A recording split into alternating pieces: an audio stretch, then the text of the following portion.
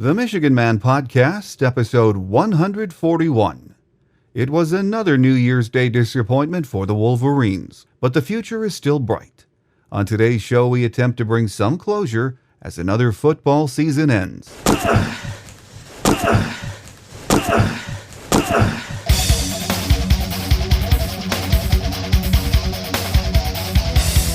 This is the Michigan Man Podcast on GBMW Go Blue Michigan Wolverine for Wolverine fans from coast to coast.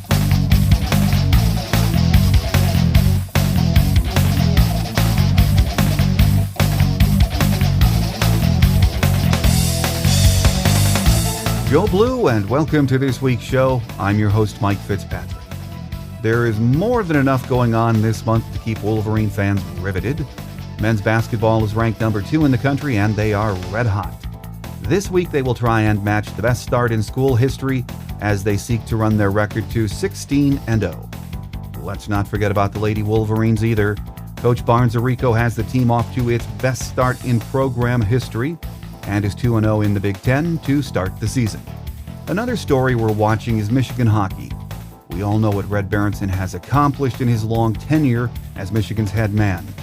This season, at least the first half, has put him to the test. The Wolverines are seeking chemistry, consistency, and leadership as they head into a daunting stretch of games in January. Can they turn it around in time to make a run at the CCHA title and continue their record-setting NCAA tournament appearance record? Only time will tell. The football season came to an end last week, as we all know, on a disappointing note, with a 33-28 loss to a good South Carolina team. The Denard era is now over, and Coach Brady Hoke and his staff are already thinking ahead to next season. We've had a week to digest another gut-wrenching New Year's Day loss, think back on what could have been this past season, and ponder what next season will bring. There are many questions and few answers as we await National Signing Day and the start of spring practice. On today's show, we'll recap the Outback Bowl, talk about the end of the Denard-Robinson era, and put to rest the 2012 season. Our guest on our Michigan Gameday segment will be Michael Rothstein, who covers Michigan for WolverineNation, ESPN.com. That's next here on the Michigan Man Podcast on GBMW Go Blue Michigan Wolverine.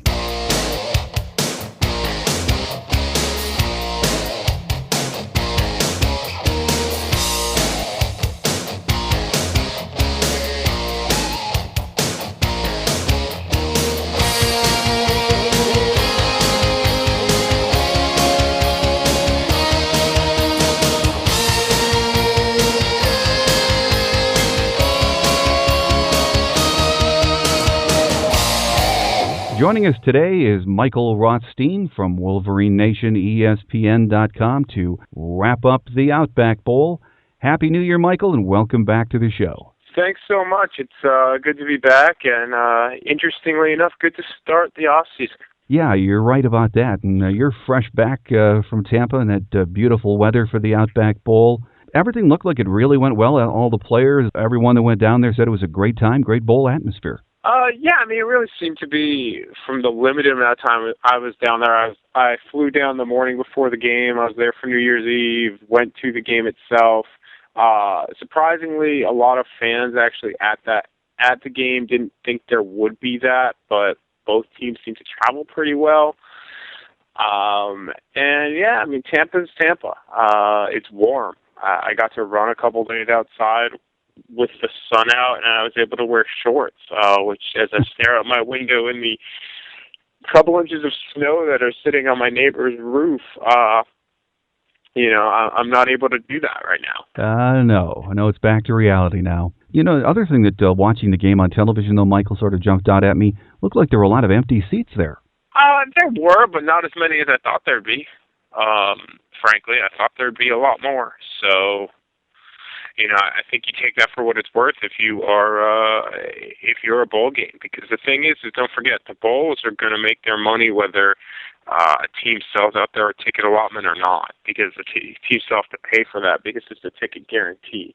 Now, sometimes the teams in the conferences will split that a little bit, and a lot of times that's what the money that is given in the immediate, payout from, the Big Ten, at least, is to cover expenses, and then everything else gets pulled together and revenue shared at the end of the year.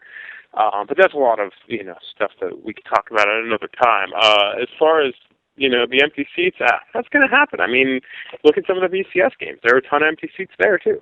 Well, it was a great game for everyone that was there. 33-28, of course, the Gamecocks came out the winner. The stat that jumped out at me after the game was that South Carolina gained 290 yards from scrimmage on just 6 plays and 136 yards with their other 47 attempts. So big plays were what happened in that game. Were you surprised at how that Michigan secondary was gashed in that game?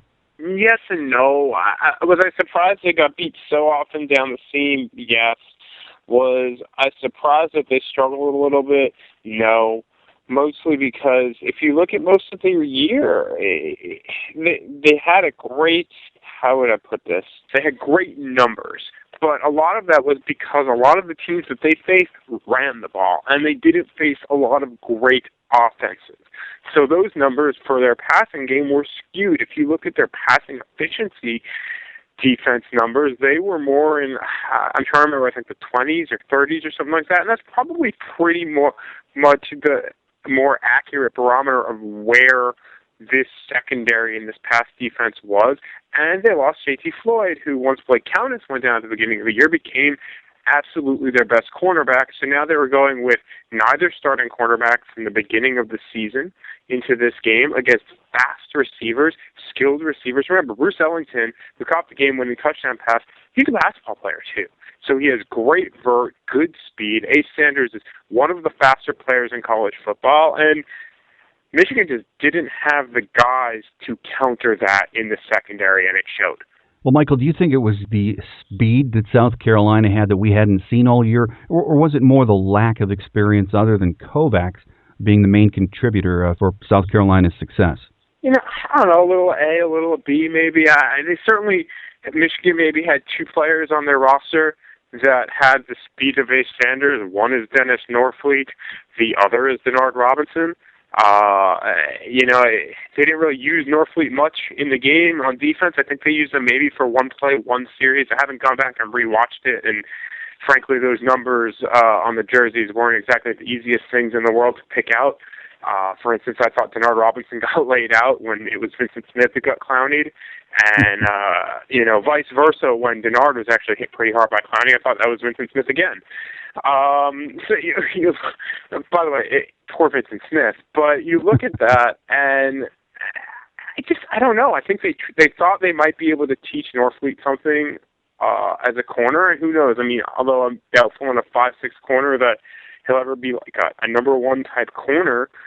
But to teach him a new position in a month on a college level to go against a guy who's one of the better receivers in the SEC and certainly one of the faster guys in the SEC in Ace Sanders, because Johnson, that's why they moved him over there, because there wasn't going to be a big height disparity there. That was just never materialized. So I think that's part of it, and also I don't underestimate the fact that, again, J.T. Floyd being out. There's familiarity there with Floyd and Kovacs together. Those guys, all 4 of those guys, know how to work with each other in tandem. The 4 of them, especially with Ramon Taylor, when you look at Taylor, Gordon, Kovacs, and Floyd, started 10 of the 13 games this year. Or 10 of the 12 games this year together, something like that. Right. So there's an inherent, okay, I know where this guy's going to be. I know he knows that he knows where he's going to be every single play. And it just seemed like that was missing in the Outback Bowl. It's not necessarily to blame Courtney Avery, because obviously J.T. Floyd's the one who got himself suspended. But it just didn't look like they were in sync, and it hurt they couldn't necessarily go nickel as much, because then all of a sudden you're putting a still freshman but played some this year, Jared Wilson, back at safety if you drop Thomas Gordon now down to fill Avery's role, or all of a sudden you have, which is, if I remember right, that's what they did. Again, numbers were tough to tell. If they could have, I guess, moved Avery to nickel, but then you're going with Hollowell or Richardson or Norfleet at the other corner. And that's probably not going to go well, considering those guys combined have seen maybe, 1, 2 meaningful snaps all season when a game mattered. So, I'm afraid that when a game was in doubt. So, I really put them in a bad spot overall. But that's the long answer to your question of a little bit of both. Well, it didn't help that secondary that Coach Madison had to dial up so many blitzes in the game. And again, Michigan could not generate any pressure from the guys up front, could they? Not really. I thought Jake Ryan had a decent game. Not a huge standout game, but remember, we're looking at these stats right now, and I have it right in front of me. Jake Ryan he only had 4 tackles, but he still had 1.5 tackles for loss, fumble recovery, half sack. That's not a bad day's work for a linebacker, and that's probably a below average day for Jake Ryan. So I don't think he had a bad day. I thought Quentin Washington played really well, blocked a field goal, had a sack. But yeah, they just didn't seem like they could get a lot of pressure. Madison loves to blitz. Everyone knows that, who's watched them the past 2 years. Their schemes are always very aggressive, and it just seems like they maybe thought they would be able to get through the South Carolina offensive line, and it just very rarely happened. And that was a big thing, and when that didn't happen, or it didn't happen fast enough, like on the last play, the touchdown pass from Thompson to Ellington, it left the secondary wide open and completely exposed. Well, on the offensive side, Michael, Michigan had the 15 practices to put together the game plan for South Carolina, and we were all anxious to see what Coach Borges had cooked up with Devin and Denard on the field together. Was the game plan what you expected it would be? Yes, for the most part. I thought it was actually a very good game plan by Al Borges. I thought he went back more to what Michigan did against Iowa. I thought they used Denard very well, especially since they knew they didn't have a running back, or one that had shown that he could be really good. I mean, Thomas Rawls, when he's been given the opportunity, has been good in very, very limited flashes. Justice Hayes, you just haven't seen enough of. He has the potential to be good. I really do. I think Justice Hayes has the potential. But other than that, I mean, you're not going to get a lot from those guys. Toussaint's hurt, so Denard Robinson's your best runner. He's, now that his career is over, your second career leading rusher at Michigan. Why not put him at running back and give him the ball and say, all right, we're going to almost give teams a preview of what you could do in the NFL if you're giving the ball 20 times a game as a halfback. I like that they moved him a little bit out in the slot. I thought Devin, even though his numbers don't necessarily look at it, he missed a lot of guys high. He made some bad reads on throws as far as height. Made a couple throws he probably, it just sounds like Brady Hoke, would like to have back. I didn't think he played well. I thought he had poorly, rather. I didn't think he played poorly. He had good pocket presence. He seemed like he knew when to run, when he wanted to take off, checked down on receivers, and if it wasn't there, then he went. He had pretty good sense of when he needed to roll out away from Jadeveon Clowney. And that's not a bad thing, remember. I mean, South Carolina's defensive line is really, really good, and they have maybe the best defensive player in college football, maybe the best player overall in college football in Clowney. And they got, South Carolina, 3 sacks? Right. They don't really do a good job of keeping quarterback hurries, but they didn't do a bad job, the offensive line, I thought, considering the talent discrepancy. And Taylor Lewan played extremely, extremely well. He completely solidified any sort of mid to high first round NFL draft praise that he's gotten. He played unbelievably well, I think. I think that matchup lived up to its hype, and now we're waiting to see if Lewan is going to stay or leave. What's your gut tell you? I'd be surprised if he stayed, but then again, how it's tough to turn down millions upon millions of dollars in a game where not a ton is guaranteed and one injury could be the end of your career.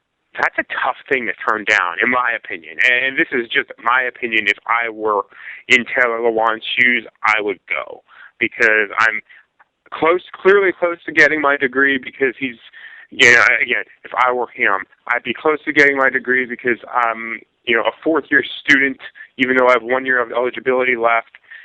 And I would just say, listen, I'll get my degree, by either finishing, if he's really a semester away, by maybe training here and and going to school to finish that up, or you come back a year from now after your rookie year, or pick classes off in summers if you want that degree, because you're probably not that far away. And from a football standpoint, well, okay, let's look at it. If he comes back, he has to play with 3 new interior linemen again. And while I don't think that his stock will drop by any stretch of the imagination unless he gets hurt, it's not like they're going to be this elite team, especially on offense next season, because there's still a lot of questions. You still don't know who's going to be a running back. You still don't know who's going to be able to catch passes other than Gardner and theoretically Devin Funchess if they go to a pro style and use the tight end more. And you're breaking in 3 new starters on the offensive line, all of whom may be more talented than the guys they were replacing, but guys who've never started before, in some cases have never played before on the college level. That's not something early to midway through the season that's an enviable thing for any player. So I'm not saying that cutting bait, because I think Lewan really wants to win a Big Ten title. I think Lewan really would love to make a run at things, and he sees that there's some definite talent there, and their schedule is pretty easy, but, man, it's tough. In my opinion, it's tough to turn down the money. Remember, too, the earlier you get in the pros, the earlier your first contract's up, and that's when you can get the real money. And for most professional football players, you're looking at 1 to 2 contracts after your first one if you're lucky. Our guest on the show today is Michael Rothstein from WolverineNation, ESPN.com, as we take a final look back at the Outback Bowl. Michael, Tuesday was the end to the Denard era, and once again he was the running game for Michigan, this time, interestingly, from the running back position. Considering only a couple of backs broke the 100-yard mark against that outstanding defense, it was just another example of what a unique and great player we've watched these, last 4 years. He really ran hard and well, I thought, against that defensive front, didn't he? He really did, and it's kind of funny. And so, well, not maybe funny is the wrong word, but I was watching the 30 for 30 documentary, You Don't Know Bo. I think that was the name of it yesterday. I taped it, and I'd been wanting to watch it, and I just did because I had some time in the morning. So I watched it, and at the end of it, they talk about how Bo Jackson came back, and he becomes, he's a shell of what he was after playing, now he's playing professional baseball with an artificial hip, and they could see flashes. And I went then, it kind of got me thinking back to how Michigan used Denard Tuesday in the Outback Bowl, and as a running back. In some ways, it really got me thinking, and it's something that myself and my colleagues Tom Van Haren and Chantal Jennings discussed a little bit on our website on Thursday, which was, what if Michigan had gone with what they did against South Carolina all season and just said, okay, Denard, you've been a great quarterback, but we think we can use you here and here better, and it maybe put your skills in a better light. It becomes a great what-if thing. A what-if story, and that's I think how this season might even be remembered. Not Denard's career, because his career has been great, and second leading rusher in Michigan history, all-time leading rusher for quarterbacks in the NCAA. Although some people are going to always argue that because of how he got his last 200 yards or so. But I think this season you look, and it's maybe a question of what if, and it might always be a what-if season, because I don't think they would have won, a national title or anything like that, because this team, no matter what happened on offense, still would have lost to Alabama. There's a decent chance they still would have lost to at least one of Ohio State and or Notre Dame. It's a what-if, because this team, they run that offense from the beginning of the year where everybody's comfortable, and maybe they end up in the Rose Bowl. Maybe they win the Rose Bowl. Maybe they're Big Ten champions. And that's an interesting what if for what, depending who you ask, judges a okay season, a season that went as expected with what they had coming back, or, in Brady Hoke's case, a season that wasn't successful because they didn't win a Big Ten title. So that's how I think I'm always going to look back at this season as, is a what-if season, because of what you saw in 2 of the final 3 games with what Michigan was able to do. Well, Michael, do you think, though, that most Michigan fans, after, what we've seen from Denard these last 4 years, have really yet a full appreciation of what a unique and once-in-a-lifetime talent we've been watching these last 4 years? Yes and no. I think as a quarterback, Denard is a quarterback at Michigan. Denard was very unique. And some of the things he can do still amaze me. And, some of the plays he made, like that, I know everybody goes back to that first play from scrimmage, was great, and it was unbelievable. But I think part of why Denard Robinson is so, I guess, beloved by this fan base is because of two things, really. One is he stayed out of trouble. I mean, with the exception of a very, very small blip, he stayed completely out of trouble, was always pretty humble, always respectful, always seemed to make time for people, always seemed fairly happy, even when Michigan was really struggling. Remember, they didn't make a bowl game in his first year. They utterly collapsed in his sophomore year. And he stayed and went through a transition which didn't fit his skill set his junior and senior year. So he had a really interesting career arc, and he hung in, and he always tried and all that, and always took, blame and rarely took credit, which is a really admirable thing for a college student to be able to do, especially one getting as much praise and as much attention as Denard Robinson. That said, I think if you put him in another offense, if you put him in another offense the last 2 years, he may very well win a Heisman Trophy and be remembered as one of the greater running quarterbacks of all time, and he still will be remembered as that.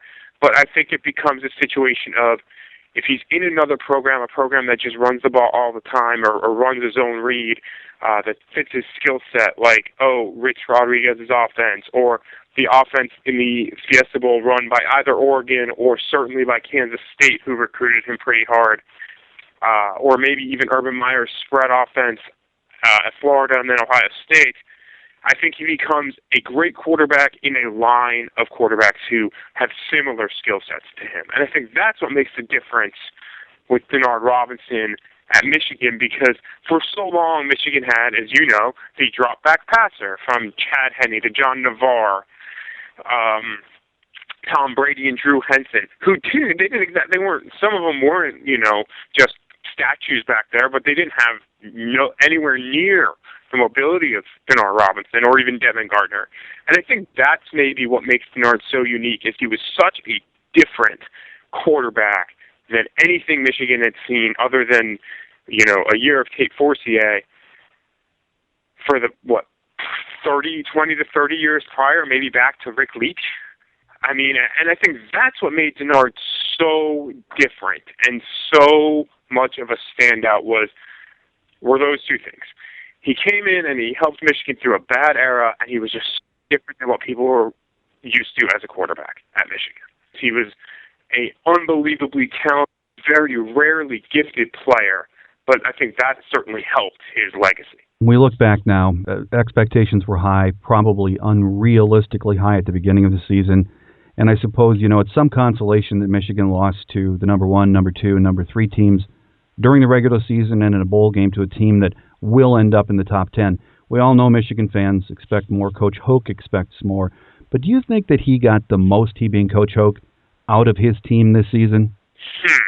That's actually a great question, and it's something I've written about. Yes and no. I think they could have gotten more out of their offense just because of what we talked about earlier with that what-if question, and you go to Devin Gardner earlier, because clearly Devin Gardner has the tools to be a good college quarterback once he gets more starts. Michigan would have had to take some lumps early, and there probably would have been a ton of clamoring for Denard to go back to quarterback early on, and it would have left them with a tremendous potential problem on their hands, because you don't know how other guys in the locker room would have felt about Denard not being quarterback to start his senior year. So I think that maybe they could have gotten more out of their offense that way. Defensively, I don't think they could have gotten any more out of what they did. I thought they were a good defense this year. At one point I wrote that I thought they were bordering on elite. That might have been a little bit too strong. But they were good to very good defense this year. They have a lot of potential coming back, and I think Greg Madison, which is, of course, no surprise, and his staff got pretty much every ounce of talent they could out of the guys that they played. Offensively, they had deficiencies, and that was something that was obvious, and it's something that even Brady Hoke essentially admitted to at some point during the year. Beyond his typical long way to go as a program and as a team statement, he at points called out the offensive line, called out the running backs, saying they needed to be better. Finishing blocks, seeing holes. And that, to me, says that, there was a certain talent deficiency there, especially in those two spots. And you can argue that, tight end Devin Funchess had a nice year, but he disappeared for large portions of games. He seemed like he couldn't get separation, and he's a guy who probably in a year from now, maybe even early as next season, could be a matchup nightmare for opponents. So I just think there was a lot left on the table on offense because of what you saw toward the end of the season versus that middle of the season when Michigan couldn't move the ball. But defensively, I don't think they could have asked for anything more. And really on special teams, you had a freshman returning kicks, and you had arguably one of the better kickers in the country and arguably one of the better punters in the country. And as Matt Weil showed, maybe two of the better punters in the country because he has a pretty good leg. So you couldn't get much more out of them, I don't think, and I don't think you got much more out of the defense. So 2/3, yes, 1/3, maybe 3/4 of what they could have gotten. Well, soon enough, Michael, we'll be turning our attention to spring practice and worrying about the young offensive line and the beginning of the post-Denard era. Hopeful spring eternal, I should say, for next season, but I guess we'll save that for another show. Our guest today has been Michael Rothstein from WolverineNation, ESPN.com, helping us wrap up the Outback Bowl and the 2012 season. As always, Michael, it's a pleasure, and we look forward to the next time. Thanks, anytime. Enjoyed it, as always. Coming up next is Wolverine Quick Hits as we wrap it up for another week here on the Michigan Man Podcast on GBMW Go Blue Michigan Wolverine.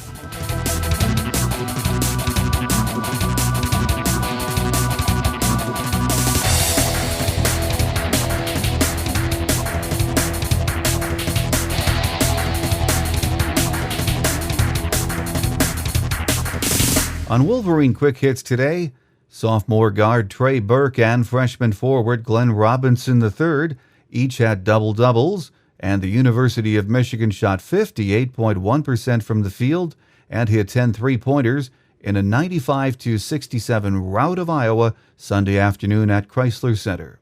The Wolverines remain unbeaten on the season at 15-0, one win shy of tying the program's best start, which is 16-0 back in 1985. A 13-4 run in the final 2:44 of the first half and 20 field goals in the second turned a close contest into the Wolverines' second straight 28-point victory to open Big Ten play. Michigan wraps up its short two-game homestand tonight by hosting Nebraska inside Chrysler Center. Tip-off is at 7 p.m., and the game will be televised on the Big Ten Network. Next up is Ohio State in a nationally televised game Sunday at 1:15 p.m. down in Columbus. And then Tuesday night, another big road game up at the Barn against Tubby Smith and the surprising Minnesota Golden Gophers. Other good news for the basketball program this week: Tim Hardaway Jr., Big Ten Player of the Week, and freshman Glenn Robinson III, Freshman of the Week in Big Ten play. Behind a career-best 26 points from senior forward Rachel Sheffer, Michigan women's basketball won its 8th straight contest, knocking off Iowa 68-64 on Sunday afternoon at Carver Hawkeye Arena. Michigan's 13-2 start is the best in program history. Senior guard Kate Thompson chipped in 19 points, 17 in the first half, with senior forward Nia Jordan going for 7 points and 7 boards. U of M shot exactly 50%, 24 for 48, with Iowa only hitting 37.1% of its shots, 23 for 62. The Maize and Blue won the rebounding battle, out-rebounding the Hawkeyes by 3, 35-32. Michigan will return to action Sunday, hosting Wisconsin at Chrysler Center at 2 p.m. The game will be broadcast on the Big Ten Network. Again, Michigan off to its best start in program history, 13-2 overall, 2-0 in the Big Ten. Tight end Devin Funchess was named Monday to the 2012 Football Writers Association of America freshman All-America team.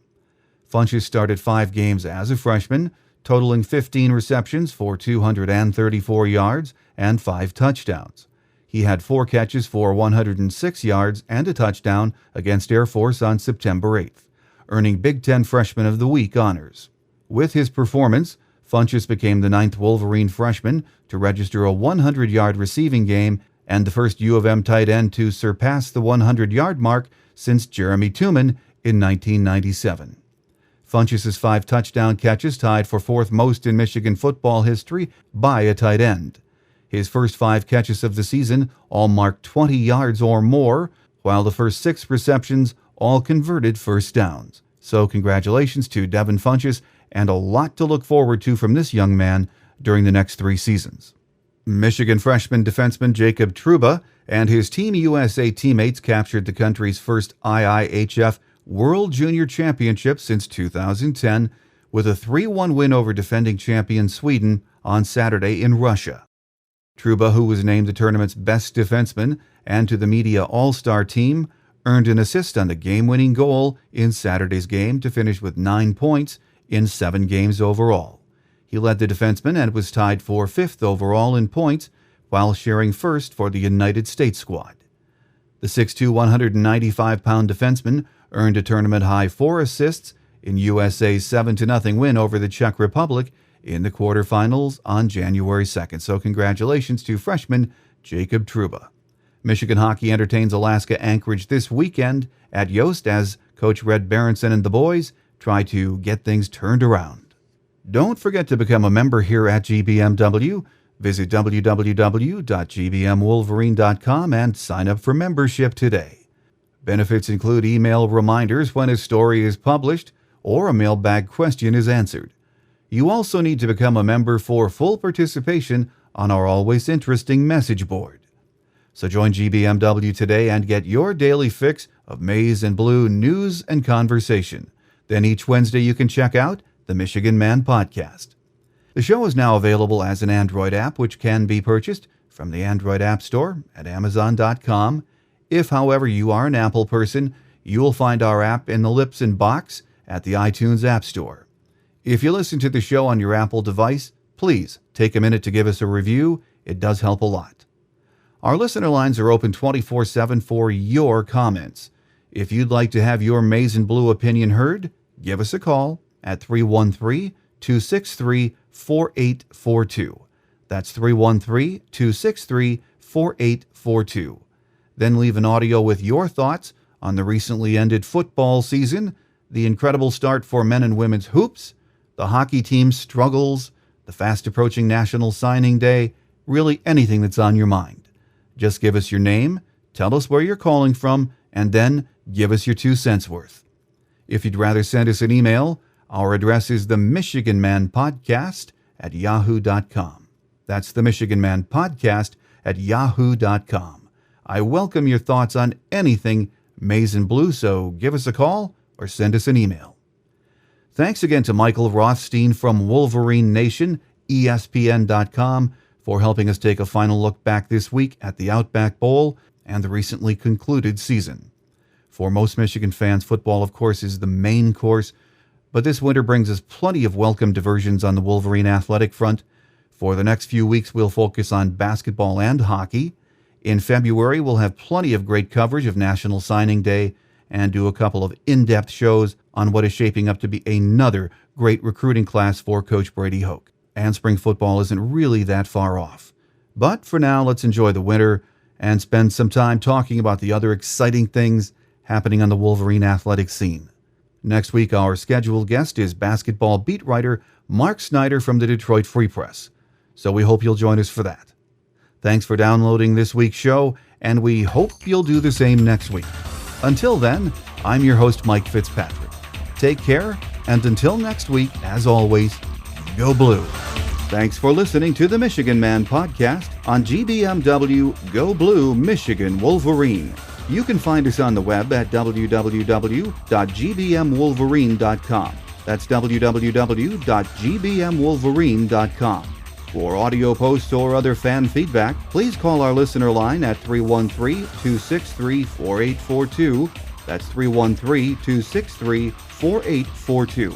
Email fan feedback to the Michigan Man Podcast at yahoo.com. That's the Michigan Man Podcast at yahoo.com. The Michigan Man Podcast on GBMW Go Blue Michigan Wolverine is produced at the studios of Robin Lynn Productions, Allen Park, Michigan. The Michigan Man Podcast is not affiliated with the University of Michigan. Go Blue!